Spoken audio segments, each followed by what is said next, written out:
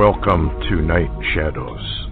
I'm Stuart Best, where the paranormal is normal, where that which you thought you knew, you didn't, and where the future can be known if you know exactly where to look.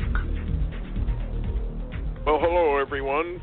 This is Stuart, and we've got Larry on to do a major update on all kinds of things that are going on. It's almost impossible to keep up with it all. Hi, Larry. How are you doing? Hey, Stuart. Thanks for having me. Oh, no problem.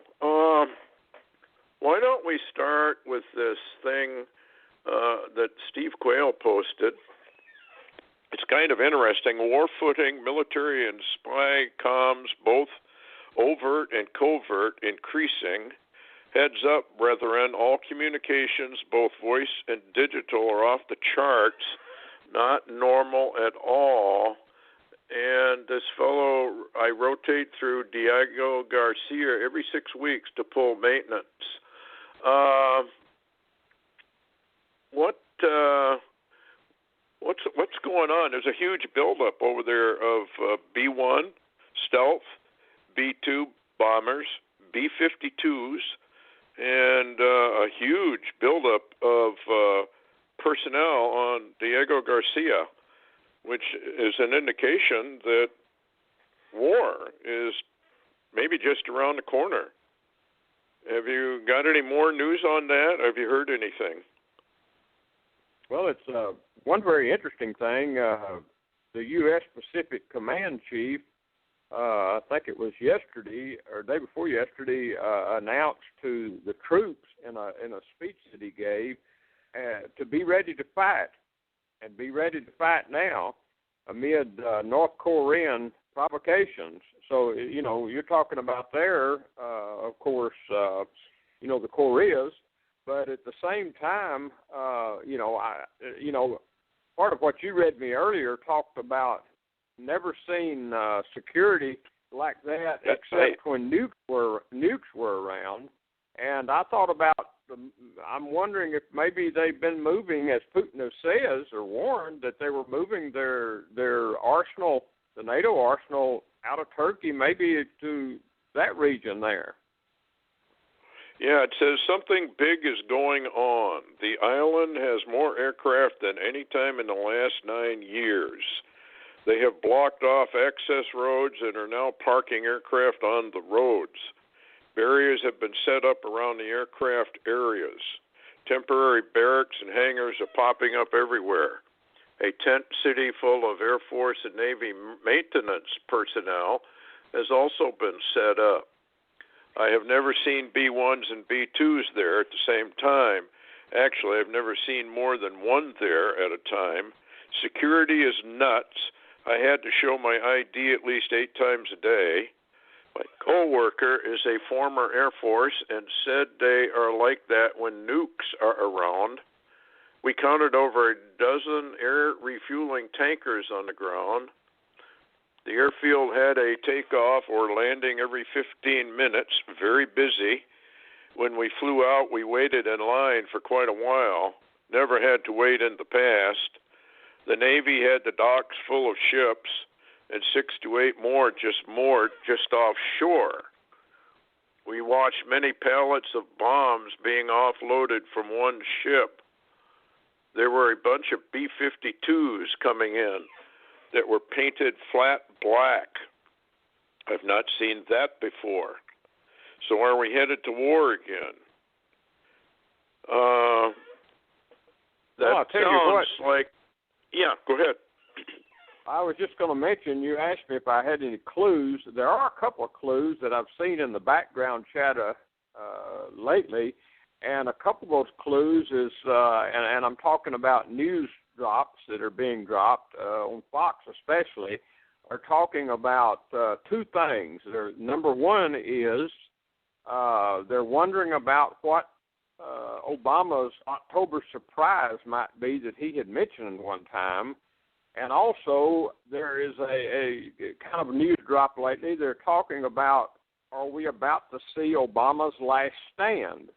Now, what is that about? I don't have a clue what that's about, but we do know that the whole Middle East is on the edge right now and very concerned, and especially Putin and Russia. There's about to be an attack on Damascus, and there are reports. I did see reports today that said Putin was warning his people, and I sent you a link to that. Putin was warning his citizens to prepare for a nuclear environment or nuclear problems, and also, of course, he was warning in the region about a nuclear conflict, and I wanted to mention that they said that Assad had also possibly gone underground.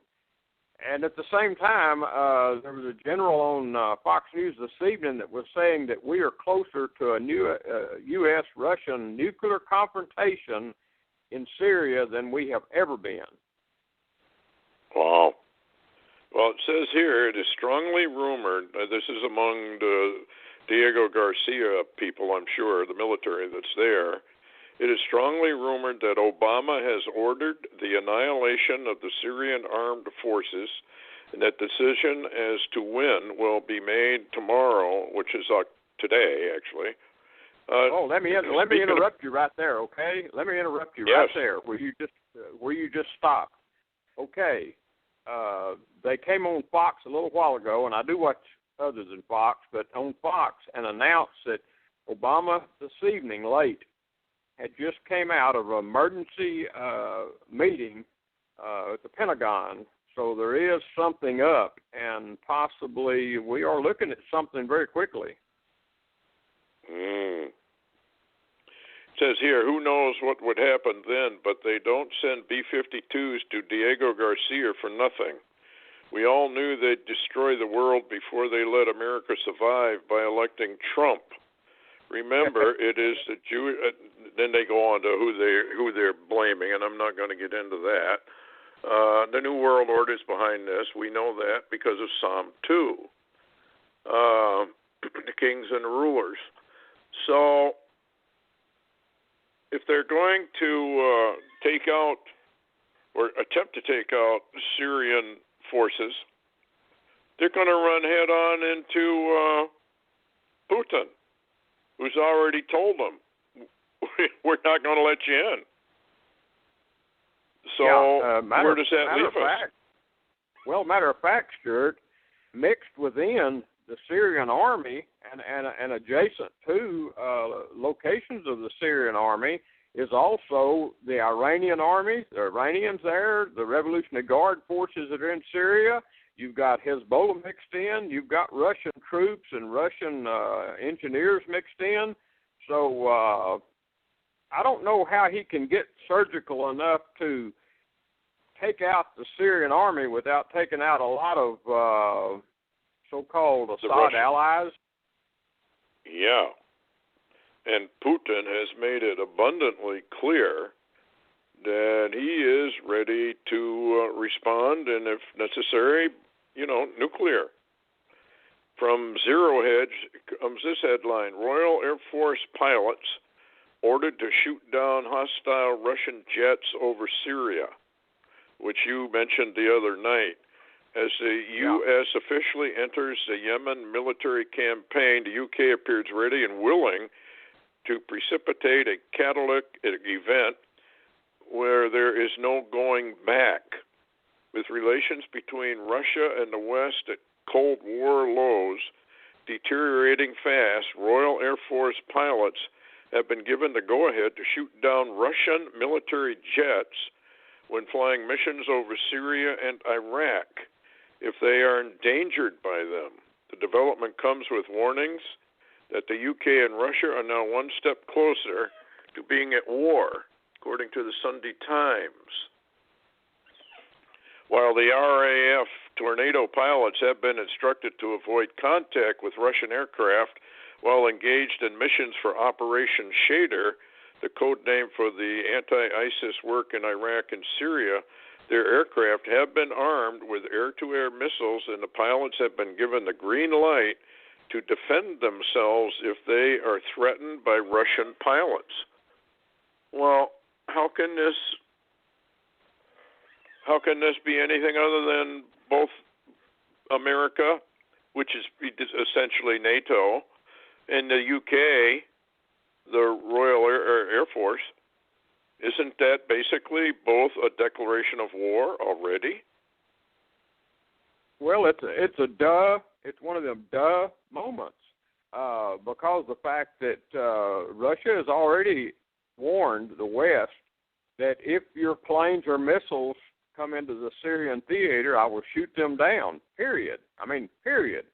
And now, of course, us sending planes, even the UK planes, into that region, even armed, it is a provocation. I mean, it's nothing but a provocation. And, it seems to be, I'm beginning to wonder because, we're also getting feedback. You, of course, know a little bit about a Pakistan and India standoff right now, and at the same time we've got this China, and the reports I've saw recently says that China is backing there in North Korea, and then you've got the Pacific commander telling his people, get ready to fight, talking about North Korea. Then there's the reports coming out, even on Yahoo and other places, about the Obama administration and the South Koreans going to take out the leadership of North Korea. I mean, when you talk about your Armageddon scenario, the script, that really does sound like, and then again we have Putin saying, well, if you want to fight me, you're going to fight everywhere. Yeah. This thing, well, we know from Albert Pike and the 3 world wars that they fully intend to bring on a third world war. Not only is it a population reduction operation, but it's also urban renewal, nuclear urban renewal. So it makes you wonder just how insane are these people that they would subject the masses of humanity. Of course, we know they hate the common person anyway. All the elite think we're nothing but either cannon fodder or useless eaters, and they, I think, probably would prefer to eliminate just about everyone if they could get away with it. And if you read the writings for eugenics, they fully intend to, like the Georgia Guidestones, bring the human population down to about 1/2 billion, I think it is, 500 million people worldwide. Well, that's a reduction of about, 6.5 billion now people?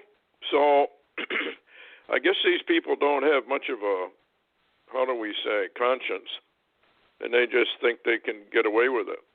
Here's another headline. Turkey predicts Syrian proxy war will lead to war between the United States and Russia.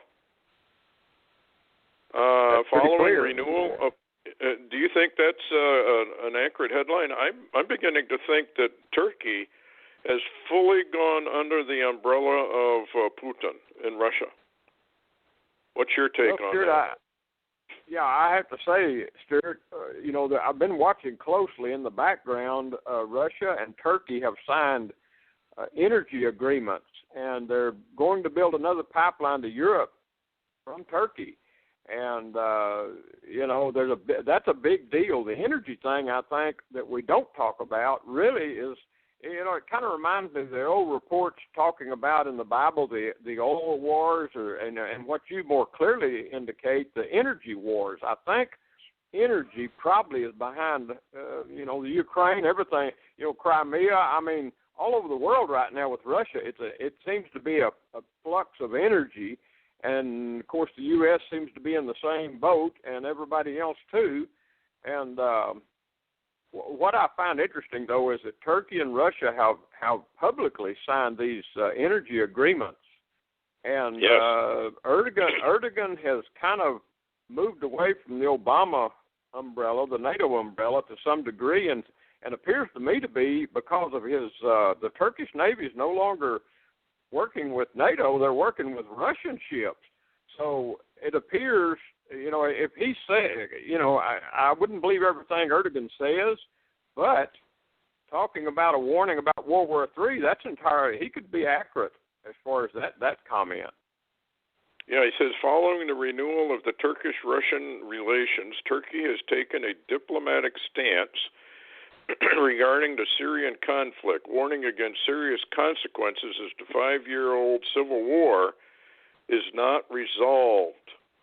Turkish Deputy Prime Minister warned this week that the Syrian proxy war between the United States and Russia could lead to a worldwide conflict between the two powers. If the proxy war continues after this, let me be clear, America and Russia will come to a point of war. Now, do you know at all, or has there been any leak at all, what was decided by Obama in this meeting that he had in the Pentagon with all his, people? Is there any leak, whatever? Did they decide to attack or not, or what? Not one leak. I mean, absolutely not one leak. They only came out and said that he had just come out a little earlier this evening from that meeting, and the national security meeting and all, and that no comments. I mean, the White House is totally silent, which would indicate to me we better watch what's going on. And, you and I have talked, and I've been really concerned that the American 2016 election was more than anything a smokescreen for, number one, what's going on in the world militarily, and number two, Stuart, we could mention, too, that what the UN, of course, Obama started it, but what the UN has just declared to Israel and the world about Jerusalem. Yeah. Here's another article. Get your comment on. Kind of interesting. World War III ? Barack Obama could take a major step towards war with Russia on Friday. Because the mainstream media is devoting all their time and energy to covering the Trump and Clinton campaigns, most Americans don't realize that the Obama administration is bringing us perilously close to war with Russia. On Friday, Barack Obama is going to sit down with his foreign policy team and discuss military options in Syria, including direct strikes on Syrian military bases. Russia has already pledged to respond militarily to any direct strikes on Syrian forces, and so the decision that Barack Obama makes regarding Syria on Friday could be the spark that sets off World War III. Now, I guess my question to you would be, you were in the military, I was for a while, excuse me, why would you be moving all these aircraft to Diego Garcia if the decision had not already been made? I really can't think of any reason other than, Stuart, you remember, that NATO base or the U.S. NATO base with the arsenal there, Incirlik in Turkey. That was where a number of things were launched from in that part of the world, especially involving Syria, etc. And if Turkey has come under the Russian umbrella, and you remember Turkey had even at the end there invited Russian planes to land at Incirlik. Okay, yes, he did. If Putin basically through that scenario has checkmated us using Incirlik, then maybe Diego Garcia was a fallback base to gather, an attack. And from what you're reading me, I can't see how that is anything other than a preparation or a prep for an attack, a major attack somewhere. And of course, all the data seems to be pointing at Damascus, and biblically it points at Damascus. Yeah, it definitely does. Folks, if you're not sure what we're talking about, for new listeners, go open your Bible and read Isaiah chapter 17. It's a story about making Damascus a ruinous heap. Not that it isn't pretty much already, but this finishes the job evidently. And it says it's done because of the children of Israel. And the United States could be considered part of the children of Israel. And of course, you mentioned that Israel had been given all kinds of weaponry and whatnot. Is there any more news on that? What's the status there? That report came out and it was dropped into mainstream media, and then after I told you, it was completely covered up. There's a blackout on it, except we know that did happen, and I even read the list of what was obtained or what was given to Israel, and it's a massive amount of war material. That's why I was thinking possibly they were trying to goad Israel into making the attack on Damascus, and instead of them having to do it. However, let me ask you this, Stuart. I've been considering what you were talking about there in Isaiah 17 and talking about the children of Israel. We know that there's a lot of people, and it's odd that you would use the term children of Israel. Israel was scattered. Israel was scattered. The real biblical Israel was scattered, and a lot of them accumulated in New York and the United States, and they're still there. Now, this is what's interesting, Stuart. Who are the enablers of the 8 years of Obama? Who supported the Obama administration, or even now supporting the Clinton, which is the third Obama administration? That's the Israelis, basically the children of Israel that are in the U.S. They are supporting and enabling Obama, and so maybe biblically that's really pretty accurate. Well, because Isaiah 17 is pretty clear. I mean, you could set it up. Anybody could take out Damascus and then blame it on Israel. See, Israel did it. I mean, you remember with brothers and sisters, somebody did something wrong and somebody else got the blame for it. So you really don't know. It doesn't say directly they do it. It says because of. And we know from Zechariah that. Yeah, go ahead. Yeah, I was just going to say that's really a very strange scenario. It says because of, and it doesn't directly say that a little nation called Israel actually does the attack. It could be the result of the children of Israel that are scattered, like the UK, like in the U.S. Could the children of Israel be scattered in places covered by NATO? Could it be NATO force? I mean, there's a lot of questions, Stuart, and I know Isaiah 17, it appears simple on the face of it, but it's very, very complicated. Yes. Well, everybody has treaties with everybody else, and it gets very, very complicated on that basis, and I've often thought that the hooks in the jaws it brings Russia and her allies down upon the nation of Israel is most likely treaties that are already well entrenched and well in place. It's kind of like the Turkey and Syria situation, because Russia has a legitimate defense treaty with Syria. He was invited down there by Assad, so he has every legal right, every moral right, in spite of all the propaganda to the contrary, to be there. The United States, on the other hand, and the Bible talks about America in not very nice terms as we approach the end, has no right to be there under international law or any law.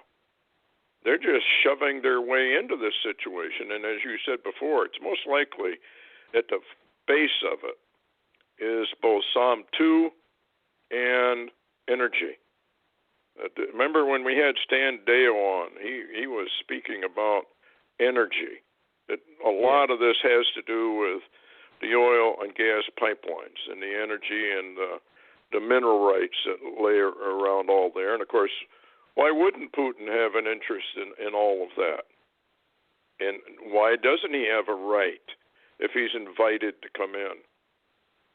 Are we not inviting the UK in as America? Oh, yeah. It seems to me. Yeah, go ahead. Oh, I was just going to say yes. That's absolutely right. And one of the interesting things is, Stuart, we are now approaching winter. I mean, not only in the U.S., but we're approaching winter in Europe. And do you know the only source of energy to Europe is Russia? Yes. So you would think they'd be a little more careful, which may be why the European nations really are being very, very cautious about what they're going to do and what they're not going to do. But if the decision, it would seem to me that the decision probably has already been made, or else why would the Royal Air Force give a green light to shooting down Russian aircraft? I mean, like you said, this is a direct provocation. All it's going to take is to have one or two Russian aircraft shot down, and if I was Putin, I would be a little bit furious about that. Don't you think? Well, yeah, I think that's exactly right. And we've been watching strategic moves by Russia of not only missile defense but also nuclear, and we've seen a continual addition of a number of not only submarines but also missile cruisers, et cetera, moving into the Mediterranean from the Black Sea. So there is a lot of firepower that Russia has right now in that region. I really can't imagine. And one thing you said was really, really true. You were talking about Putin being invited into that nation and had that legal right. And, that basically just puts the U.S. on the list of invaders, because that's an invasion. And, of course, Turkey and the U.S. kind of collaborated together there and went into that northern Syria and took that region that they're in right now, almost to the beak. And, and, of course, they went in under cover of saying they're fighting ISIS. But on the other hand, Stuart, who has WikiLeaks revealed armed ISIS? Yeah, you want to get into that a little more? I only briefly scanned that. What did they say this time? What did Hassan leak? It sounds pretty nasty, pretty evil, actually. Yeah, it's coming out more and more, collusion between the Secretary of State and the White House, and then after she was Secretary of State, the collusion between the pre-election DNC and the Clinton Foundation, which seems to be linked up with everything that, well, you wouldn't call credible. Oh, my. Some people on TV call it the Clinton cartel, either way you want to put it.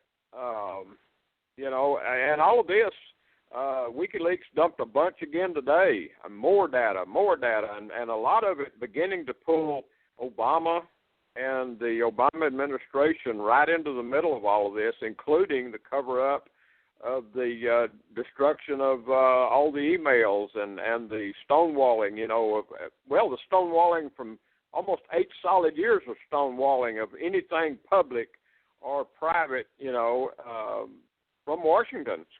And we're seeing this, and WikiLeaks continues to drop stuff. Of course, Julian Assange does it more guarded now, because there were reports that he was going to be droned or blowed up, and so I'll tell you what, it's very serious, but it doesn't seem to me that really the American people appear to care much. Well, that's the thing that really does bother me. Before we leave the Middle East, though, Koenig International, headline, this is from your blog. And by the way, folks, go to Larry Taylor's blog. He updates more than anybody does. If you want to know brief intelligence review, you got to go there. Anyway, here's the headline. United Nations, UNESCO, votes no connection between Jerusalem's Temple Mount and Judaism. What is that about? Well, I think they apparently have lost their friggin' mind, as I guess you could say. What they've done is the UN has basically thrown history, this historical record, in the trash and have made their own agenda. Of course, Obama began that. You know, Obama's the one that stood in Israel on about the 1st of October, I believe it was, at Perez's funeral, and declared to the world that Jerusalem was not in Israel. And now the UN has taken steps to have a vote and declare that the Temple Mount, the Wailing Wall, Jerusalem, is not Jewish. It's not Judaic. It has no history. And now they're declaring it, of all things, Stuart, they're declaring this a Muslim region. And, of course, the UNESCO is the one behind this. And with, as I said before, Obama beginning this movement, this is one that's staying in the background. You really have to go search your news to even know it's going on, or find news in Israel.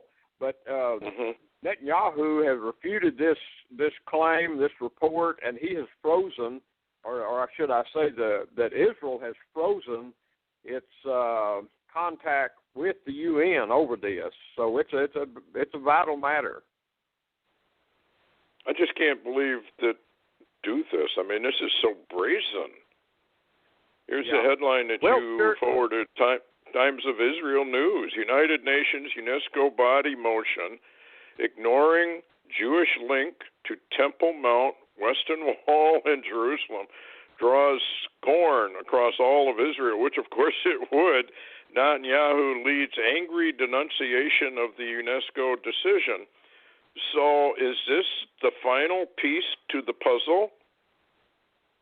That they are about to start this war, which would then give NATO, which is basically American troops under a different name, with a few little scattered nations supplying some troops here and there, but basically it's American. And would this then lead to NATO going in under the auspices of the United Nations to take over Jerusalem, because after all, it's a thorn in the flesh of all the nations in the world. Everybody's tired of it, and we have to make Jerusalem an international situation, and we can no longer have people like Netanyahu in power. What's your take there? Is that a possibility, or am I just insane? Well, everybody says I am anyway, but... No, I don't think you're insane, Stuart.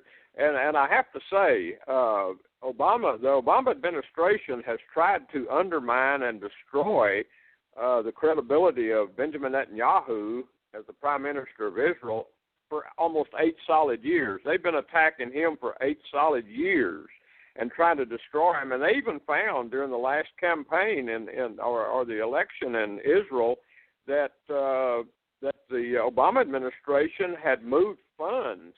The Obama administration actually funded the private group in I think it was in Tel Aviv that literally raised up the counter of the Netanyahu campaign, and of course Netanyahu won again. But it just shows the disdain that Obama has for Netanyahu. You know well as I do, they don't get along. And Netanyahu agrees to nothing that Obama demands. And so there's been 8 solid years of attitude, I guess, and it's not going to go away. But you know what I was thinking, what you said may be very interesting. You talked about legal rights. Well, if the UN declared that Jerusalem was Muslim, would that not give the legal right to the UN to also remove Israeli troops and security and police and authority from Jerusalem by force? Yes, actually, from an international body, if they could get away with it. I can't imagine that Netanyahu or any of the people over there would sit still for it, but hey, they're getting pretty brazen. Well, you know, I mean, this is one of the most brazen announcements I've ever heard. I mean, they're coming right out now in the open. Yeah, but Stuart, I think what we're seeing, if we watch very closely, I think what we're seeing, and I'd like your opinion on this, I think that the rich men have moved their agenda forward to the point of no return. It's what their agenda is they don't have much time left to implement it, and they certainly can't back up or call a King's X or a delay, really. Or, people's waking up. They're all over the world. People around the world already know about Obama and what he is, and they also are beginning to find out about the rich men, such as George Soros and others. It's becoming daily news leaks about these people, how the rich men have influenced all over the world politically and taken over countries. Well, it's very, very interesting. If you go into the New Testament and you read the book of James, and I think it's chapter 5, I don't have it in front of me, where it says that the rich men heap together treasures for the last days, but something happens, and they're found out, and their gold and silver and the riches that they have are a witness against them. It's almost like the entire world has finally woken up as to what kind of lawless criminal conspiracies abound all over the world with the kings and the rulers of Psalm 2. So, yeah, I guess I would answer that with James chapter 5. I think something occurs. They do get found out, and they do have to move fast. And maybe that is what causes them to make mistakes. And so it doesn't work the way they thought. So now the only question we have is, go ahead. Oh, I was just going to mention one other thing, and I'm not going to talk on it particularly, but I did want to mention that on Fox News, Fox Business earlier, you're talking about moving fast. There was a report came out, and I barely heard it, but I did hear it on Fox Business. I never heard it again.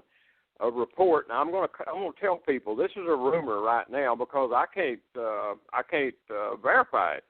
But Fox reported earlier that they had been told that there is someone, a savior, if you will, that is going to enter the ring or the contest for President of the United States very quickly, that's going to save the people from both Clinton and Trump.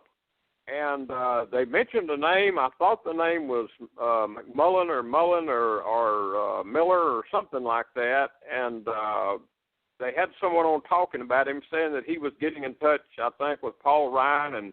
And what's interesting now, Stuart, is if the report's true, it may not be true, but if it's true, they said he is from Utah and he is a Mormon, and that he will maybe save the race, and they expect maybe he will become the next president of the United States. Now, when I heard that, I thought, wow, that's incredible. How can they do that? A lot of people have already voted. I mean, some states. But, Stuart, that also reminded me of an old Mormon prophecy one time, and I don't remember it, but you said you knew about it. Yeah, this is called the White Horse Prophecy. And the prophecy is that the American Constitution, the Bill of Rights, etc., which is part of the Constitution, obviously, is hanging by a thread. It's almost been totally savaged and destroyed. And a Mormon steps forward and saves the nation. Now, if you understand Mormonism at all, they have a huge temple, I think not too far from Washington. So this could get extremely interesting because there were rumors. Remember, there were rumors, and I think it was such or false, so you have to kind of take that with a grain of salt. But she's claimed in some of those articles that Trump was, in fact, a high-level Mason. I can't remember which branch. And that this was really a Masonic war between two major factions as to who was going to control everything. Well, a lot of people don't realize that Mormonism is a form of Masonry. It's just wearing a Christian garb. So this could get extremely interesting if it's true. I don't know how that would work. I don't either, but what's interesting, WikiLeaks has really revealed a lot of the rich man George Soros and his connections with our political system. And even Fox was talking about how from Europe he was influencing so much of the election right now and undermining and supporting. And they said that this guy, whoever he is in Utah, has the backing of 3 rich men. And I'll tell you what, I thought of Romney. Yeah, I thought of Soros, and there's another one or two that seems to be linked up. And I begin to wonder, is this by chance a plot or a plan by the rich men to take away the election from the American people in the end? It could be. I don't know. I mean, here's this is how confusing it gets. Trump will be allowed to win only to be blamed for the coming financial crash. And so there's another rod in the fire. Unfortunately, a financial crash is coming. Things have been stretched so thin and the real economy is toast. And the elite all know this. They know that QE3 has gone as far as it can in holding back the carnage. With things poised to collapse, well, who could they blame? Conventional wisdom continues to say that Trump will lose as people cast a vote for the only grown-up and responsible candidate in the race. Well, Glenn Beck, who was on Fox News for a long, long time, is, as far as I know, a Mormon. Yeah. And he just came out recently and endorsed Hillary, saying he had to take the high moral ground. I don't know where that came from, but in any event, it appears as though this really could be what Sorcha Fall is really talking about. That what we're watching are Masonic wars.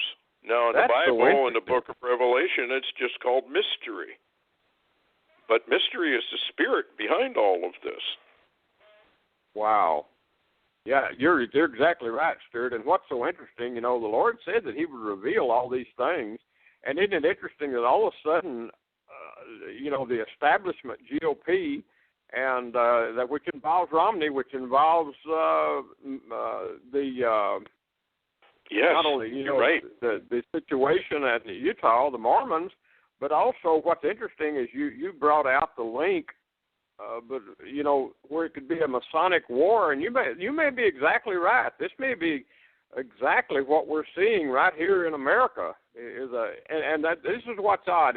It's got to be a war between rulers because Jeremiah seems to indicate that. The time frame we're in, Jeremiah says the fighting is between the rulers. Matter of fact, I hadn't seen many poor people lately fighting a war.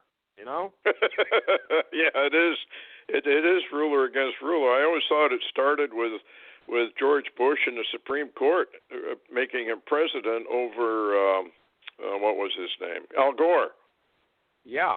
That was a big fight, and that seemed to start this. Well, now, here's another thing. Talking about ruler against ruler. Wet Works. Podesta email makes assassination reference days before Scalia death.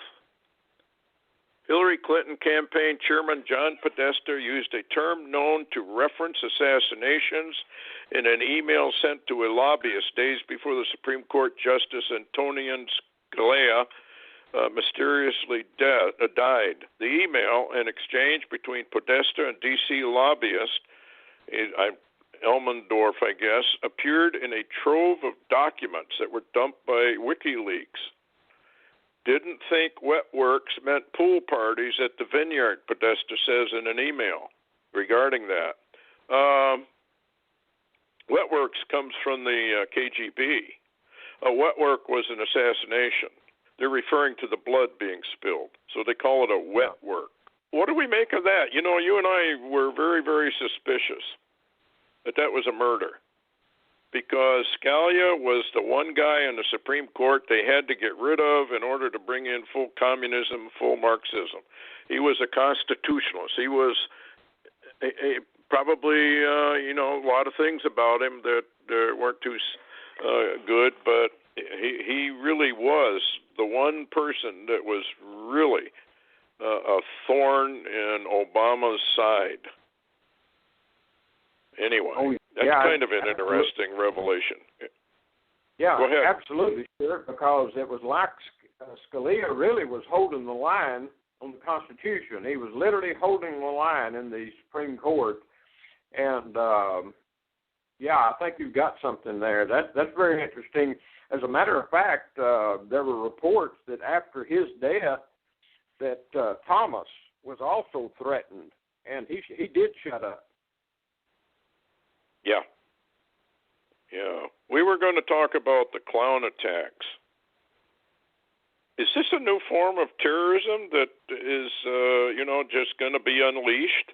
I was reading an article about this, and it's kind of interesting. It says creepy clowns have gripped the nation. Over the past 2 months, terrifying children and parents in at least 39 states.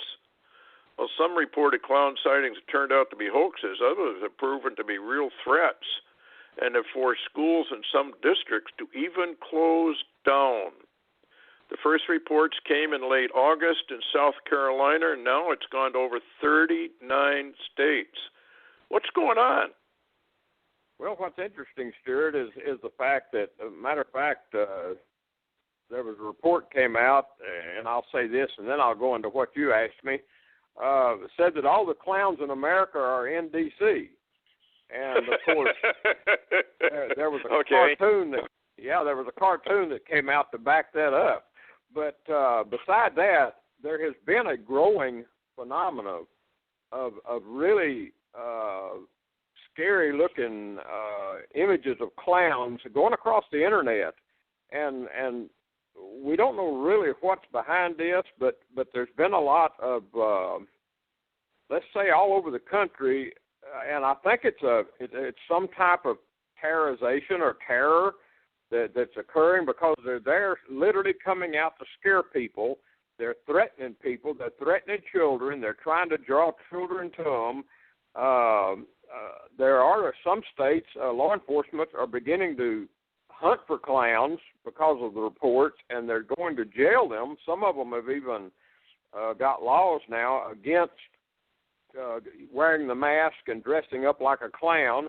And I did hear that some manufacturers, this is getting so bad, and it's not really on the news. You're not hearing it promoted. But that some manufacturers are actually recalling clown costumes because they're worried about an October problem, with Halloween. Oh, boy, that's right. I hadn't really thought about that. You're right. So are these things apparitions? Is this like black-eyed children? Is this just another form?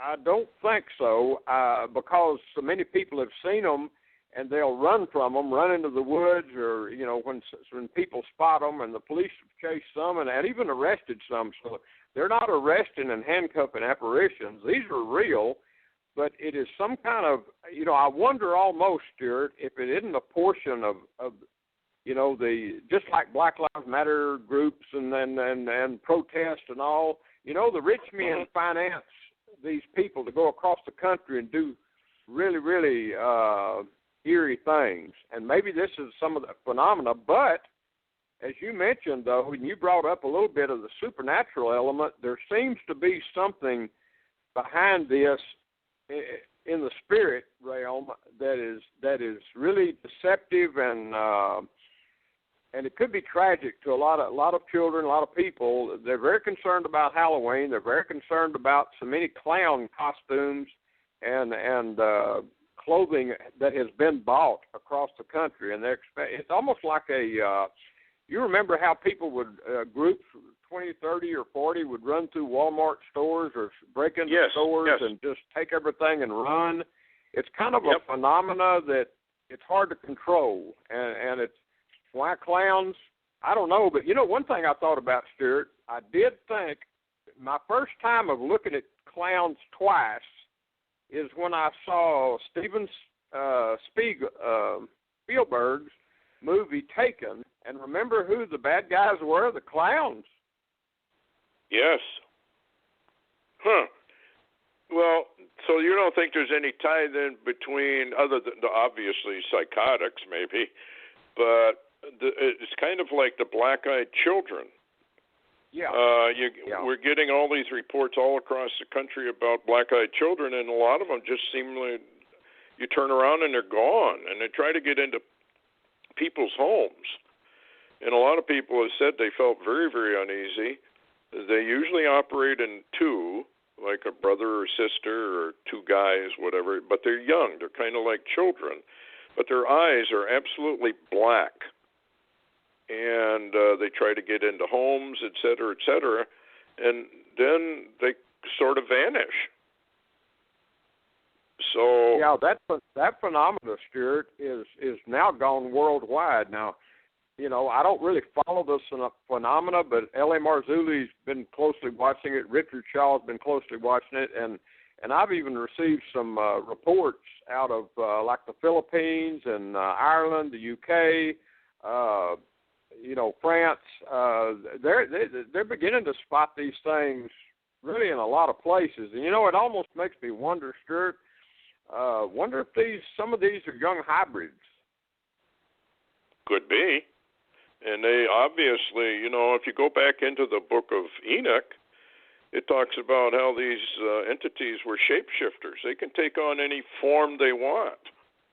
They could take on the form of black-eyed children, and they aren't children at all. In fact, in the book of Enoch, it talks about how they took on different shapes to deceive mankind and lead man astray, which obviously they've done. And now, of course, you can't really talk about fallen angels or the fallen ones, because now we have extraterrestrials and aliens from other star systems, and the people are repudiating the concept that these are just fallen angels from another dimension, which is kind of what the Bible says, that these entities would pose as coming from other planets and other star systems, when in reality they're just on the demonic side of things, fallen angels that have the power to shape-shift and present themselves any way they want. So, yeah, it's interesting that a lot of this stuff is really beginning to all come together as we come up towards the end of things. Well, I do know, Stuart, also, if you look at a lot of the Native American legends and dealing with the Native Americans for, you know, their lore, and you know, it talks about very much about shapeshifters and how they can not only appear as people or different images of people, but they can also appear as animals. Yes. You know, there's a lot of this, and of course it just really dovetails into the Bible, but I know a lot of people discount that, you know. Well, I doubt if they'll discount it when they're looking at one. But I don't know what they think they're going to do when it happens. Let's close out with this one, and we can pick up on it maybe in another program. Obama orders government to prepare for space weather chaos. Newest Obama executive order, coordinating efforts to prepare the nation for space weather events. Why would that be coming out now? Well, that's what's so interesting, Stuart, is the fact that, and I know I saw that also on Yahoo News, a post said that in the headline that it says Obama expands his executive power beyond Earth, a new executive order on space weather. And, of course, that dovetails back into Obama's classic climate change scenario where Obama says himself that climate change is the most important thing to this whole entire planet. And I do think that this dovetails into an arrival. And he knows. I think he does, too. Anyway, it says Section 1, Policy, Space Weather Events in the form of solar flares, solar energetic particles, geomagnetic disturbances occur regularly, some with measurable effects on critical infrastructure systems and technologies, such as the Global Positioning System, GPS, satellite operations, communication, aviation, electrical power grids, extreme space weather events. that could significantly degrade critical infrastructure could disable large portions of the electrical power grid, resulting in cascading failures that would affect key services such as water supply, health care, and transportation. Space weather has the potential to simultaneously affect and disrupt health and safety across entire continents. Isn't this basically what Dr. Doom, Major Ed Dames, and the remote viewers already saw? Well, that's very true. How do they know this? That's very true, and there's two sides to this thing. One side is Ed Dames talking about the sun and other cosmic events causing that. But then on the other hand, my question is, why has the government of this nation allowed our basically, there's three systems in this country. Texas has its own independent power grid, the only state that does, but there's two other power grids, and the U.S. government now has the ability to any time to turn it off, where half of this country on either side or both could be without power, and give you any scenario, even call it a solar flare that did that, but nothing's broke. Well, it just seemed odd to me because of the bots and their sun disease. I think you're right. And his, kill shot. So exactly.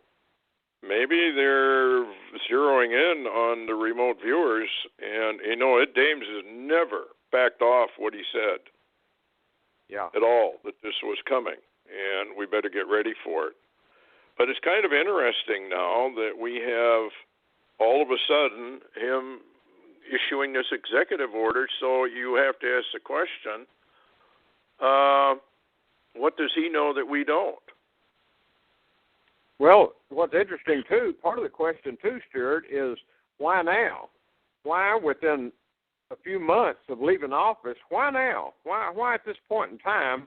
And isn't it interesting talking about Ed Dames that not only is his scenario covered in the executive order, but also at the same time we have a North Korea that could possibly fire a nuke with anger because of what's going on in that part of the world. Well, they may know that satellite that comes over the United States every whatever is an EMP device. Maybe they figured it out. It's kind of like the Black Knight. I understood that they had actually gone in there.